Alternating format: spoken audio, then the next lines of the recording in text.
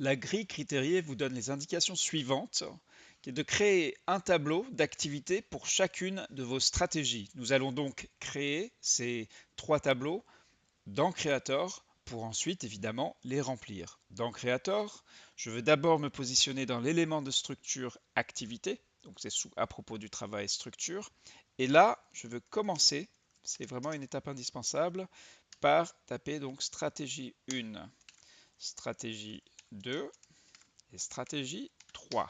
Alors vous écrirez évidemment pas seulement stratégie, mais en toutes lettres chacune des stratégies que vous avez priorisées dans l'exercice de priorisation plus haut.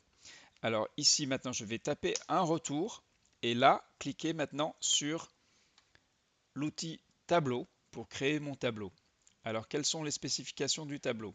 Nous voulons 4 lignes, 4 colonnes, une largeur à 100%, des en-têtes première ligne et première colonne, donc les deux. Espacement, marge et taille, on peut laisser tel quel. L'alignement, moi je préfère à gauche, mais peut-être vous préférez centré. Et après, on clique sur d'accord. Et voilà, j'ai créé mon premier tableau. Donc, je vais répéter cela, on ne peut malheureusement pas copier-coller.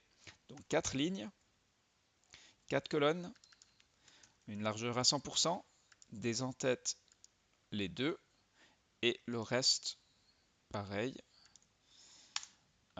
Et dernier tableau, 4 lignes, 4 colonnes,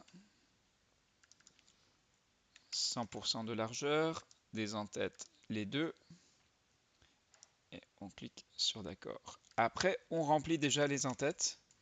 Vous verrez, le tableau change de forme, mais au fur et à mesure, il va s'activer, enfin, il va s'harmoniser. Donc, détail des activités, soutien, on va dire stakeholders, hein, selon le jargon, et intégration, c'est-à-dire est-ce que l'activité peut être intégrée à quelque chose qui se fait déjà, ou bien est-ce qu'il faudra vraiment créer une nouvelle, voilà, des nouveaux processus pour la mettre en œuvre.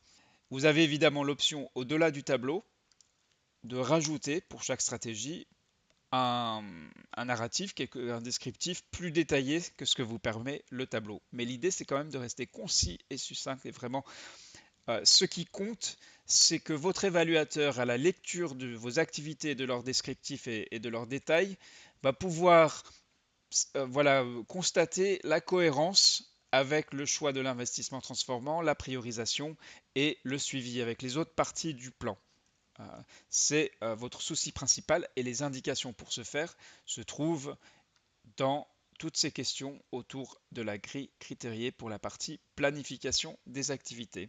Alors là, vous voyez le PDF, mais vous pouvez aussi utiliser sous retour d'informations, donc ici en cliquant sur le petit triangle, vous verrez qu'on retrouve les critères d'examen, la rubrique, la grille critériée. Voilà la traduction automatique de Google. Nous, on a traduit ça comme grille critériée, rubrique. C'est la même chose.